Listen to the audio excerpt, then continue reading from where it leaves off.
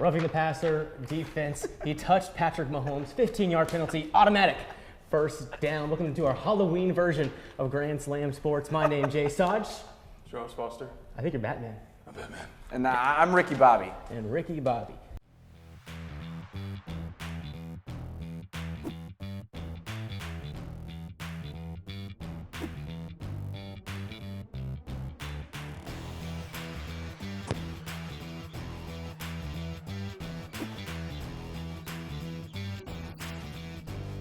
We'll get right into the Monday Night Football game. That was the Steelers and the Giants.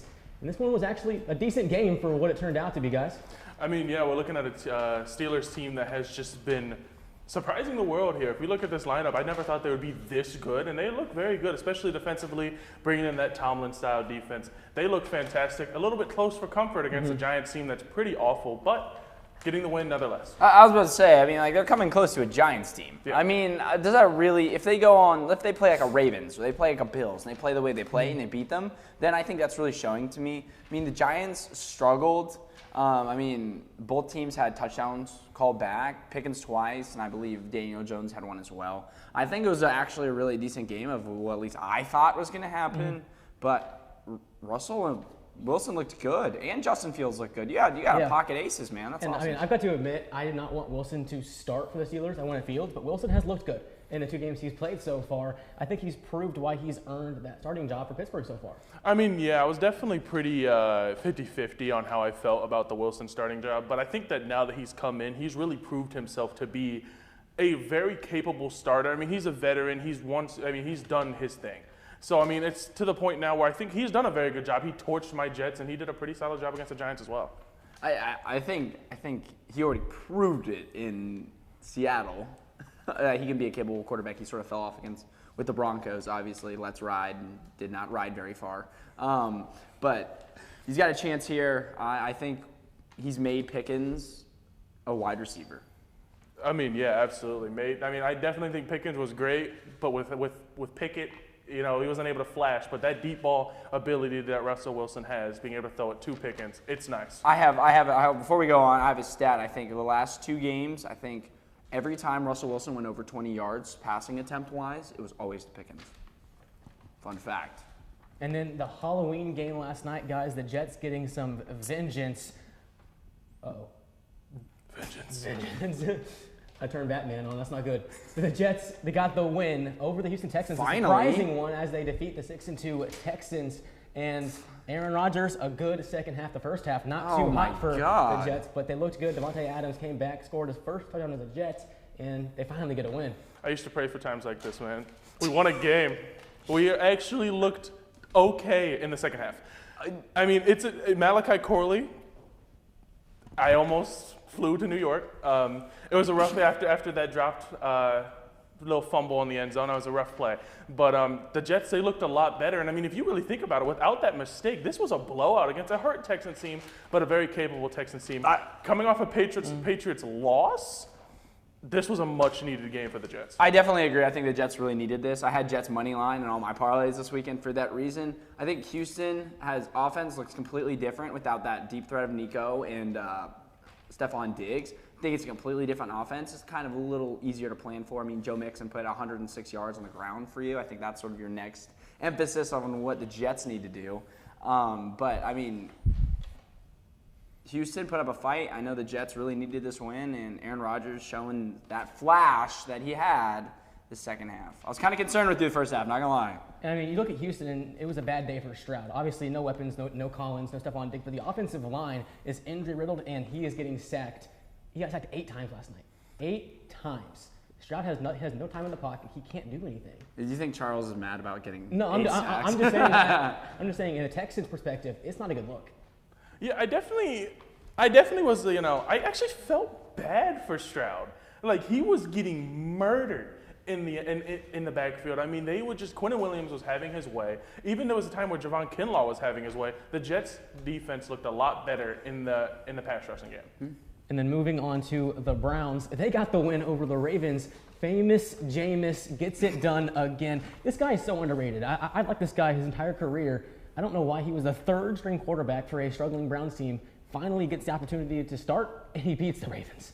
The Browns had not put up more than 20 points the entire season. I mean, they were awful. But because they were refused to admit that they made a mistake with Deshaun Watson, this man was riding on the bench. He comes in, he puts up the most points they've put up all season against a very good team. And now the Browns are in the win category. Do they suck? Yes, they still suck. But they're better with Jameis Winston. Dude, I definitely agree. I think Deshaun Watson, you need to put him in a box, you need to bury him, put him in the ground, and then put concrete over him. I think you got to move on from him. I think his prime is past. What we saw in Houston will never happen again. The injuries, too much. And we've seen it in other players too. They just come back looking different. And especially with Deshaun Watson, I think the Browns need to cut ties and run because this man showed he can play, and he showed he can beat a good team. 100% agree. I think this guy should take the reins the rest of the season and see where he can lead a struggling Browns team. I mean, you have nowhere else to go right now, so why not go for Jameis? He made Tillman look like Amari Cooper 2.0 out. I mean, like, that's something you can't. His passing range for Jameis, yes, he throws a lot of interceptions over the course of the season, but his passing range is just something you cannot coach. Yep. And as we look forward now, so far, we're nearing the mid-season point. I want to ask you guys some team/player disappointments that you guys have so far. I don't even think I need to say it. Uh-oh. There's a reason that he's the picture. Being a Jets fan is really rough right now. This team was supposed to be very above average. They are very below average now. There's more Pro Bowlers than I've ever seen on a Jets team, and we still suck. But I would not only, focus on the Jets. I think we're going to kind of look at some other teams. I'm really disappointed in the Titans. I wasn't too heavy on them because of Levis, but I thought they would be pretty decent because they picked up Tony Pollard. They picked up Ridley. They picked up Snead. They picked up pieces to make their offense half decent. For them to be this bad was not expected. Yeah, for the whole Tennessee thing, you have to see who's my dad always told me about this when I was here. You have to look at who's throwing the ball. Calvin Ridley is an excellent receiver.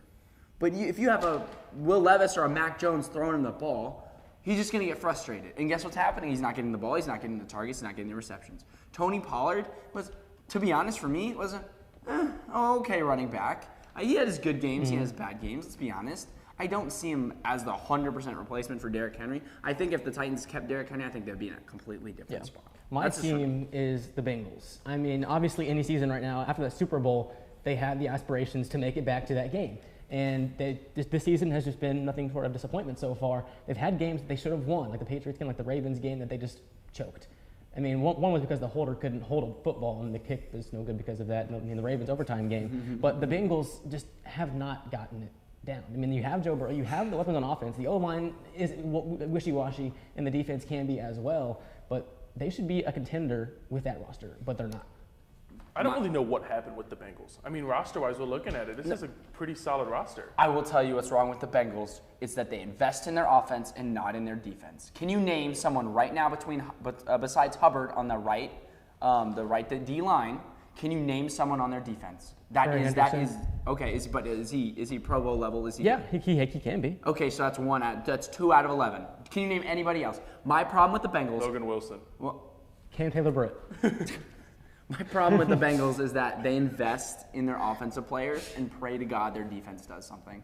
And that is not how you run an effective team. They're cheap. I mean, yeah, absolutely. And even though we did, we named the players, that's just the problem. Is a defense is not like the offense where individuals can carry. It is a unit. I mean, we look at the Browns defense that has a few good players, but as a unit, they suck. The Jets defense is the same way. So, I mean, it needs to be a one cohesive unit, and that is the problem. They only spend money on the top guys and just let the rest and hope to God that maybe one day their undrafted players will do good. And before we go to the pick six segment, one player that you've been disappointed in so far. Whoa! I get to do my disappointment. I know. I'm asking all of us.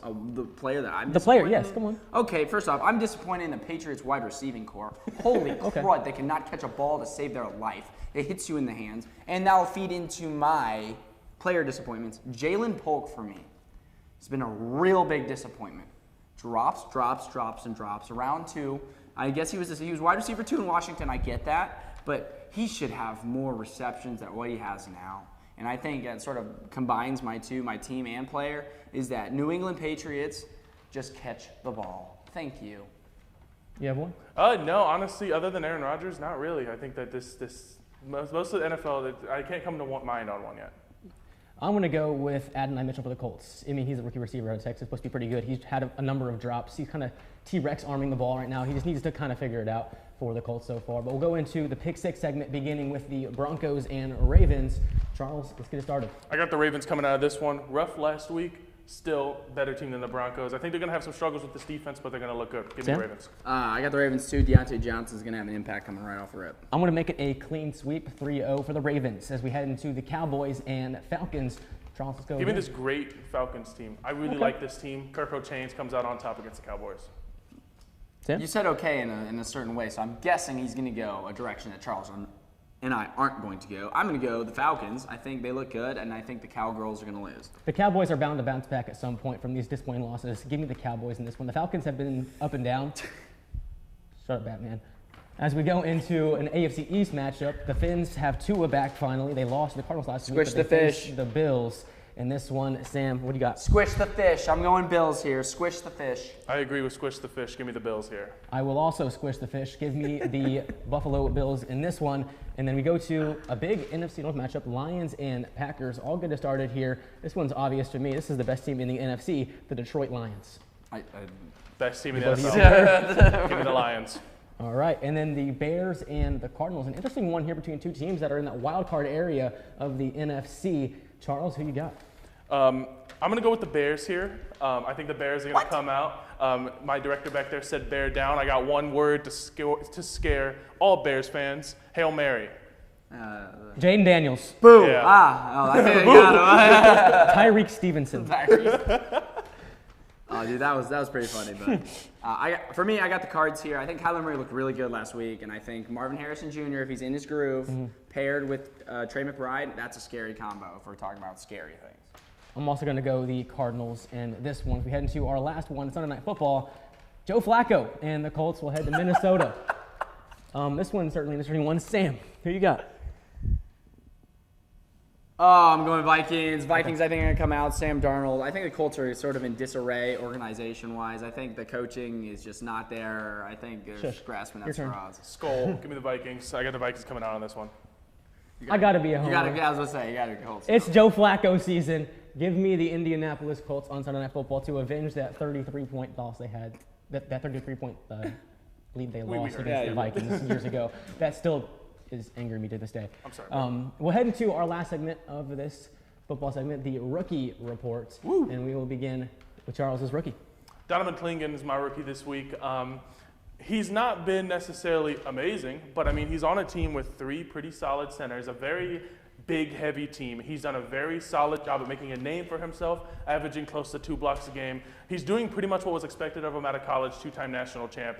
I'm really happy with what he's doing. I'm hoping to see a bigger role from Clingan here. I think he just needs to be outright their center of the future. Get rid of Ayton. I mean, I have a high expectation for this guy. He looked very good at UConn, obviously in that star-studded UConn team, and I'm not a big fan of Ayton either. I mean, he's a viable center for a mediocre team. He's not going to be anything special for like a championship contending team. I think this guy can be. This is a future star right here. I agree. I think this man is about to make some splashes. And I'm going to go into my rookie, who I think has been the best rookie so far in the NBA, and that's Ryan Dunn from Virginia. This guy, 8 points per game so far. His best outburst was 13 points, but he has been a main contributor so far to this Suns squad who really needed some depth. Because I mean, you have Kevin Durant, you have Bradley Beal, you have Devin Booker, but the depth was not there. And now getting him in the draft has provided some extra scoring.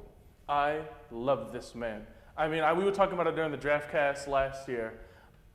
Ryan Dunn is one of my favorite rookies coming in here. He's a perfect fit on the Suns.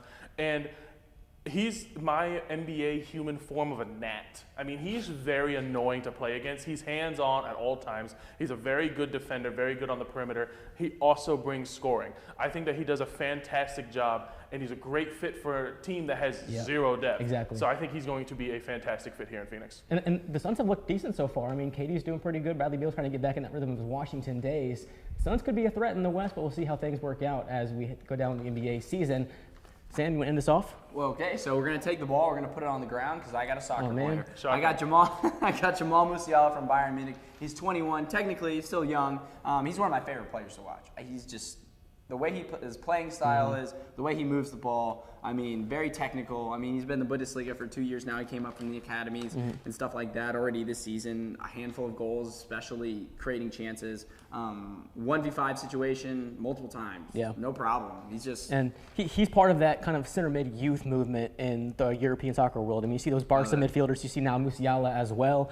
And Bayern has a good player in this guy. And one of the most expensive midfielders in the world. He's going to be expensive to my pay FIFA for. GOAT right here. FIFA FIFA franchise. I make sure to get this man, or FC now. I make sure to get this man. We're going to continue the soccer talk when we come back on our costume party themed version of Grand Slam Sports.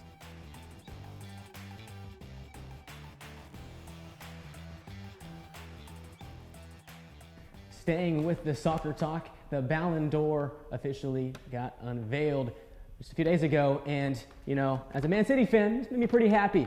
Rodri wins Balon d'Or surprisingly over Vinicius, Sam. I think the problem with this is that I think that Carvajal, in all technicalities, should have won the Balon d'Or. I think Rodri's a great player. I think he's a facilitator in the midfield, especially for Spain.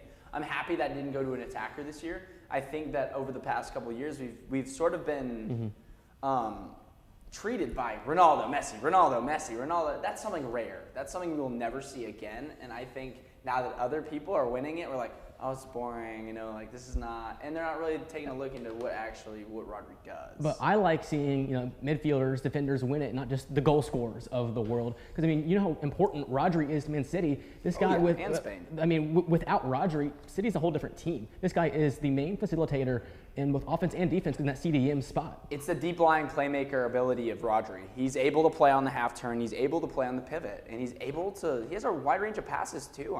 That alone is an amazing skill to have, and for him to have that range of passes, at least moving the ball forward. Yeah. Without them, they look completely different. And unfortunately for him, he's out for the season with a torn ACL, so it's going to be a big loss for City. Who's going to step up for you guys? Who do you think you like in that role? Nobody. Nobody can fill the role that Rodri plays. He's so important to Pep Guardiola's tactics that he's not going to. No one can just step in and fill that role. John Stones. It's going to have to be at this point. We're going to move on because we just briefly mentioned Vinicius Jr. We're going to move on to Real Madrid and them not attending the ceremonies, which I thought were very interesting because I think they want a little bit of justice for Vinicius Jr. Did somebody say justice? You just spawned in a Batman again. I know, man. What the exactly. Heck? But like you said, Real Madrid, they do want justice, like you said, because they won a bunch of awards to best team in the world, and they were collected. I just think, Jace. Imagine you winning an award, right? A prestigious award and you're just not showing up because you're mad. I understand that they're mad because Vinicius, in all rights, could have won the Balon d'Or. He's one of the better players in the world, and I understand why they're angry about it. But to not have your whole team attend a ceremony where you're going to win probably more than half of the awards is just outrageous. I think they're just. I'm bringing a word back from 2019. I think they're salty. I think as soon as they got announced or leaked that Rodri was going to win it, I think they got salty and was like, hey, we're not going to go. And then obviously a team aspect of hey, wait, if one of us isn't going to win it, nobody's going to win it. So, and with this following up their 4-0 loss to Barcelona, Real Madrid's kind of in a downhill slope right now. Again, like I told you guys, the same happened with PSG. There is a thing. There's a possibility, and the Jets are a thing of this as well. There's a thing called too many superstars, and there's too many mouths to feed. And for Real Madrid's attacking three, there are just too many mouths to feed. And you got Bellingham, you got Mbappe, you got Vinicius, you got Rodrigo, you got Arda Güler, you have Endrick. It's too much. It's too much. I feel like I'm playing FIFA career mode when I watch them. We'll go back to England, go cross down in Manchester. As Man United, they fired Erik ten Hag and they hired the Sporting head coach to be their new manager. Sam, thoughts on this one? I got an interim manager here, Ruud van Nistelrooy. He got a win. He's trying to vie for that spot, but obviously, after that win, I think any Man United fan would be hopeful for the future. I like the new coach coming in from Sporting. I think they even had to pay a release clause for him, by the way. Yeah, that's funny. Imagine paying for a coach. And he was a guy that City was looking into possibly if Pep Guardiola left, so it could be a good hire because Sporting has looked pretty good. Obviously, the Portuguese league, one of the tougher leagues to play in all honesty. A lot of good teams in that league, and it's a tough league. But my problem with this, right, is that Man United are trying to drive a car with square wheels with a different driver. Yep. And it just does not work. It doesn't matter who you have in that seat. And I get that they played really well, and maybe they're just happy that Ten Hag was gone. But at the same time, you can't drive a car with square wheels. And I think that's what Manchester United are going to find out very quickly. It was only a matter of time until Ten Hag got fired. They were now at 14th in the Premier League, struggling in the Europa League. It's just not a good look right now. They did move on, though, in the Carabao Cup, which we'll get into that now, as Man City fell I wanted to put this in here so Tottenham. bad. I mean, what are you going to put this in for? It was City's B team. They weren't trying to win the Carabao Cup. Tottenham played a much better squad, if you look at the players, than City did. City lost 2-1. I mean, it was at Tottenham as well. City, historically is horrible at Tottenham Hotspur Stadium. I wasn't surprised by this. Sounds like a lot of excuses, Jace. It's not excuses. It's just all honesty. Yeah, okay. Yeah, like there's a B team at Manchester City. They're all the same quality. I think Tottenham got a really decent win here. Will this happen again in regular Barclays Premier League play? Probably not. I just wanted to add this in to get a jab at Jace before we go into our Champions League favorites to win it all. Mm-hmm. Favorites to win it all. One team that you think will win this gigantic shiny trophy. And I already probably know your answer, but I mean, what are you thinking? What are you thinking here, Jace? Obviously, I want City. Do I think they can win it without Rodri? I do not. I could see a team like Real Madrid if they get it together, a team like Barcelona, because they looked really good so far. I mean, it's a tough one this year. It's all over the place. I think Barcelona's going to struggle with the youth movement. I think it's going to become a lack of maturity. Mm-hmm. I got Bayern winning this. I really think they do. I think they get it together. We'll see who can come out on top in the Premier League and the Champions League. A new look UCL this season. But we'll head into some basketball and unfortunately some baseball next on Grand Slam Sports. Shake and bake, baby. Shake and bake. We'll head into the basketball segment now. And Charles, some vengeance for the Indiana Pacers as they beat your team, the Boston Celtics. So my team getting the win in overtime in a game that they led by 24, went to overtime. Boston ended up falling short via a Pascal Siakam game-winning 3. Thoughts on this one? Yeah, and I was watching this game. We were supposed to go, but Jace wanted to be a interesting soul. And I wanted to be a Yankees fan. Be very difficult. Great game. I mean, the Pacers looked fantastic. Focusing on the Celtics here. Celtics team that JB has not really looked good following his Finals MVP performance. I just was not a fan of the way that JB's been playing. I mean, for him to take that last shot at the end of the game, to me, was just not smart. I mean, looking at it, I mean, he airballed it. Yeah, and I mean, you watch the game back, you look at some of those clutch moments, and you see Tatum pulling random threes and bricking them. There is no reason for him to have shot a 3 from like 30 feet out with like 15 seconds on the shot clock. He had one of those and he just bricked it, and there's no reason for him to be shooting those shots, Charles. Yeah, Tatum sometimes forgets that he's like 6'9", and can just dunk and Euro step over everyone. I mean, he's a fantastic player. He's very good, and he's, in my opinion, been close to MVP frontrunner this year. I mean, he's putting over 30. He's been fantastic. The issue is just whenever we get in those clutch moments, the Celtics forget, like, hey, we're a very good team. Let's just throw things up. And then you look over the Pacers, and Benedict Mathurin, he had 30 points, 11 rebounds, finally got some minutes from head coach Rick Carlisle because Nembhard has some tendonitis in his Achilles. But the Pacers, they're finding the rhythm now. They started slow, had some interesting losses to the Sixers and the Magic, and they finally found their pace against Boston. I mean, yeah, and I'm really excited to see how this Celtics team continues to look. Obviously, coming in, they've looked really good. But that loss obviously was unfortunate. But I think the Celtics will bounce back. I think they're going to be just fine. You know, you play 82 games for a reason. This next segment was planned before the news came out about Paolo Banchero. He found his magic is the name of the segment, but he's now out for 4 to 6 weeks with an oblique injury. This guy dropped 50 points just a few days ago against the Indiana Pacers in their win in Orlando, but now he's out for 4 to 6 weeks, Charles. I mean, yeah, we're looking at Paolo. You talked earlier that Paolo was your favorite player to break out this season, and Paolo is one of my favorite players to break out. I won't even say break out. He's just already good. Just no one else covers him. I'm looking at you. But the issue is now he's hurt. Now this is a Magic team that has Franz Wagner as their star player. Ugh. And now they're going to have to try and figure out where they're going to be going from here. I don't know how I like this Magic team moving forward. Paolo, they better hope he heals quickly or this Magic team will be not because I mean, Paolo is the heart and soul of this Magic team. He's what they're building around in Orlando, and without him, it's going to be a rough go.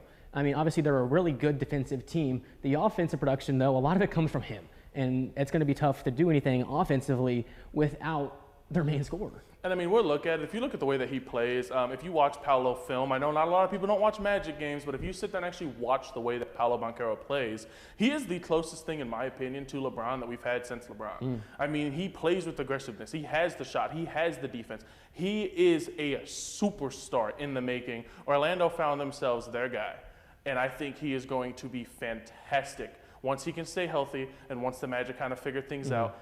This standing in the Eastern Conference right now, looking like 2016. We got the Magic. I mean, looking like the 2012. Sorry, Yeah. I do dates, I swear. Looking at the Magic, looking at the Cavs, looking at the Celtics. That's what it looked like back then. It's weird. And I mean, the East is very interesting this year. You have Boston, but then everybody else from 2 to 8 is very equal. The Sixers, the Knicks, the Pacers, the Magic, the Heat. Everyone's right in that middle pack. And losing him for even 4 to 6 weeks is going to be a detriment to their standings at the end of the season. Absolutely, and we'll see how they can do in the future. And then looking into another team that's in that pack is the Milwaukee Bucks and Giannis Antetokounmpo. And there's been rumors floating around, there has been for the last year or two, about him possibly leaving if things don't work out in the near future for Milwaukee. What's next? Breaking news update: things are not working out. the Bucks suck. I mean, they're just not good. I mean, Giannis has not been the superstar that he needs to be for this team. Damian Lillard put up, 2 points in the first half the other day? I mean, this is a team here that is very, very underperforming. Not like in this Bucks team right now. I think they need to either blow it up or figure something out, because with Middleton not being as healthy as needed, this Bucks team does not look as good as they need. And I think the coaching is also a problem in Milwaukee. I mean, the firing of their head coach when they were top of the East last year was just uncalled for. They were okay, and now they're not okay. Yeah. I mean, and when they got Damian Lillard, the whole world freaked out, thinking the Bucks are not going to lose to anybody. They're gonna run through the East easily, and it's the exact opposite of that. Damian Lillard is not what he used to be in Portland. Giannis it doesn't work. Yeah, I mean, I was one of those guys flipping out, yay, the Bucks are good. And then they went and fired their coach and then hired the two stooges with Doc Rivers and Darvin Ham. And it's like a coaching nightmare. That's like what every single coach is going to send to their group chat and be like, don't do this. Because you got Darvin Ham, Mr. Hands in his pocket the whole time, just pretending like he's doing something. And you got Doc Rivers he's Doc Rivers. So, I mean, this team they're just a bad organization right now. If Giannis was to leave, where's he going? Golden State. I wanted this my entire life. What? I want it so bad. I want Curry and Giannis. I need it. I think it'd be Miami. I need it. I think that the best fit with him would be Miami. You join Jimmy Butler, you join the Heat team that needs a big like him, be perfect in Miami. But you can have your own opinion. We'll go into baseball, where I don't want to talk about this, but unfortunately the World Series is over. There should be a Game 6 tonight if the Yankees' fifth inning did not go the way it did. Unfortunately, the LA Dodgers have won their 8th World Series in their history, their second in 4 years, but their first full season one in about 30. Stop looking at me, please. The Yankees lose. Yes. I mean, this right here is my Christmas. I mean, obviously, I do feel bad, and I'm sorry, because he was really supportive whenever Boston won. So the niceness in me is saying, I'm sorry, best of luck next year. But pretending like Jason's not here, this is one of the happiest days of my life. I mean, the Dodgers, I love this team. You got Shohei, you got Mookie, and Freddie Freeman doing everything that he can, doing his best impression to win, and World Series MVP, very deserving. Freddie Freeman is the only guy I'm happy for. I like this guy. You can't hate Freddie Freeman. Oh, no. His life story is just awesome. And for him to have won then the World Series MVP, just perfect. I mean, this guy was just blasting baseballs left and right. I mean, the one game he didn't hit a home run in was Game 5. He hit a home run in Game 1, 2, 3, and 4. That's just outrageous stats. I think he tied for most RBIs in a World Series in history. That was just in 5 games. Yeah. That's insane stats for Freddie Freeman. And the Dodgers, well, they're the Dodgers. They have one of the highest payrolls. They got Shohei Ohtani, who didn't really do much in the World Series, but they did enough to beat a Yankees team who just seemed out of sorts. And keeping along the trend, I know we talked about it early, it's spooky season, and, I think it's really important that, we talk about the spooky things. And I got something to scare all Yankees fans as well. Please. The 5th inning of the 2024 World Series. They gave up. That was a fever dream. It didn't happen. They gave up an insane amount of runs. I mean, this was a game that I thought was Aaron Judge, center field, dropped. Yeah. Jazz Chisholm, third base, dropped. Garrett Cole, don't you want to cover first base, bud? Please? Like that cost us 5 runs. That was the last out of the inning, would have been 0 runs. And he just doesn't cover first base. Like, what are you doing? Right? Yeah. You're a pitcher. That's your job. When a ball's hit at first base, you go run after first base just in case. And he didn't do that, and Rizzo didn't charge the ball. And it's just a crap show for the Yankees, unfortunately. You can't do that in the World Series. A team like the Dodgers is going to make you pay, and they did. And speaking of which, as we look at the future for the Yankees, Juan Soto right now, the #1 free agent. Is he staying with the Yankees, or is he moving on? Well, if you watched his press conference afterwards, very well PR trained, let's just say that. He gave no info away, zero, zip, zilch. He said he's going to give all 30 teams a fair chance. This guy, I don't think he has a single bone of loyalty in his body. No. He just wants the money. Wherever the most money is where he's going to go.